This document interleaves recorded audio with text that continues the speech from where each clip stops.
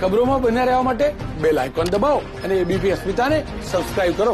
Corporation ચૂંટણી નતીજા આવતા જ નેતાઓએ પણ પ્રચાર શરૂ કર્યો છે, પરંતુ ડિસ્ટન્સ જાળવવાની વાત કરી રહ્યા છે. કોર્પોરેશનની ચૂંટણી પાસે આવતા જ નેતાઓએ કોરોના સામેના પ્રયાસના સહારે શરૂ કર્યો છે પ્રચાર. અમદાવાદમાં સંજીવની રથ સાથે કાઉન્સિલરો પહોંચી ચેકઅપ કરાવવા લોકોને કરી રહ્યા છે આગ્રહ. શહેરની દરેક સોસાયટીઓમાં સંજીવની રથ સાથે પહોંચી રહ્યા છે કાઉન્સિલરો. ચૂંટણી પાસે આવતા જ કાઉન્સિલરો લાઉડસ્પીકર સાથે લોકોને ટેસ્ટ કરાવવા અપીલ કરી રહ્યા છે.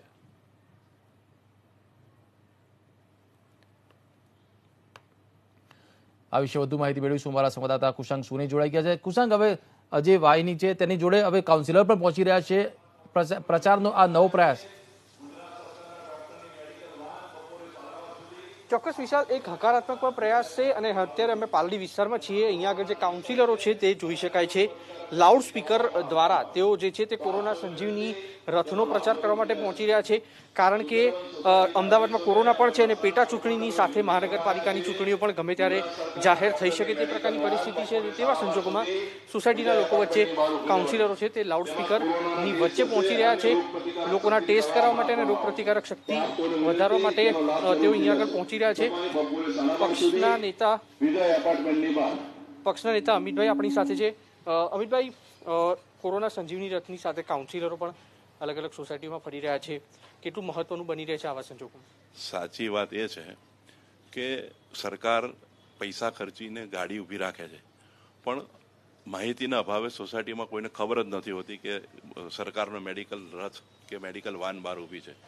તો ફક્ત કાઉન્સિલરો એટલી જ જાણ કરવાની છે કે આવું એક મેગાફોન લઈને સોસાયટીના સભ્યોને જાણ કરી દે કે ભાઈ આ સોસાયટીમાં આ ગાડી આવી છે, મેડિકલ રથ ડૉક્ટરો સાથે આવે છે, કોરોનાના ટેસ્ટ કરશે અને અન્ય દવાઓ પણ આપશે અને આટલા વાગ્યા સુધી ઊભી રહેશે. તો લોકો તેના ઉતરીને લાભ લેશે. જાણકારીના અભાવે એવું જાણવામાં આવ્યું છે કે જાણકારીના અભાવે આખો દિવસ ગાડી પડી રહે ત્યાં, પણ એક પણ પેશન્ટ ત્યાં આવતું નહોતું.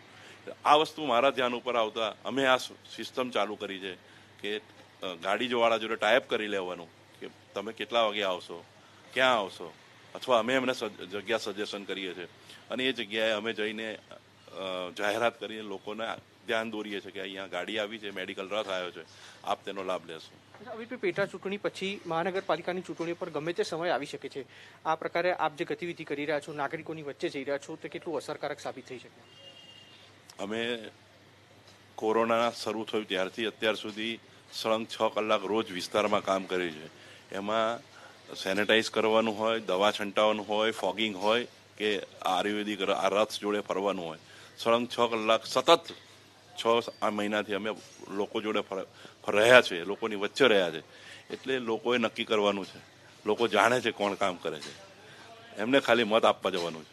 બિલકુલ, અન્ય કાઉન્સિલર પણ આપણી સાથે છે. આશીષભાઈ, આપ શું કહેશો? કેટલું મહત્વનું સાબિત થતું હોય છે? ચૂંટણી ગમે ત્યારે યોજાઈ શકે, પક્ષ તરફથી તમામ તૈયારીઓ છે, આપ પણ લોકો વચ્ચે જઈ રહ્યા છો, ત્યારે પ્રચારની નવી પદ્ધતિ કઈ છે? પદ્ધતિ એક તો મૂળ સેવાનો ભાવ છે. કારણ કે આ ટાઈમ એવો હોય છે કે આપણે પ્રજાની સાથે રહેવું જોઈએ.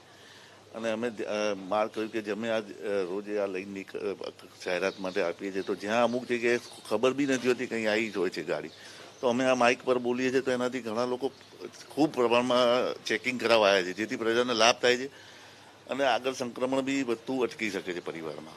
બિલકુલ, તો પાલડી વોર્ડના બંને કાઉન્સિલરો વાસણા વોર્ડના બંને કાઉન્સિલરો આપણી સાથે હતા, અમિતભાઈ શાહ અને આશીષભાઈ પટેલ, જેમનું કહેવું છે કે લોકોમાં એક જાગૃતિ આવે તેના ભાગરૂપે એક લાઉડ સ્પીકરની વ્યવસ્થા અહીંયા આગળ કરવામાં આવી છે અને જ્યાં જ્યાં પણ કોરોના સંજીવની રથ જતા હોય ત્યાં આગળ તેઓ જાય છે અને લોકો વચ્ચે કોરોનાના ટેસ્ટ અથવા ઇમ્યુનિટી બુસ્ટર એટલે કે રોગપ્રતિકારક શક્તિ વધારવા માટેનો પણ જે પ્રયાસ છે તે અહીંયા આગળ કરવામાં આવી રહ્યો છે. એક હકારાત્મક પાસું ચોક્કસથી છે, કારણ કે આગામી દિવસોમાં મહાનગરપાલિકાની ચૂંટણી પણ આવી રહી છે અને કોરોનાનો કાળ છે. તેવા સંજોગોમાં સોશિયલ ડિસ્ટન્સનું પાલન કરી અને આ જે નેતાઓ છે તે ધીમે ધીમે લોકો વચ્ચે જઈ રહ્યા છે, તે પણ એક અનોખા પ્રયાસ સાથે. વિશાલ, આભાર સમગ્ર મુદ્દે માહિતી આપવા બદલ. તો જે રીતે પ્રચાર પ્રસારનો આ નવો નુસ્ખો શરૂ કર્યો છે.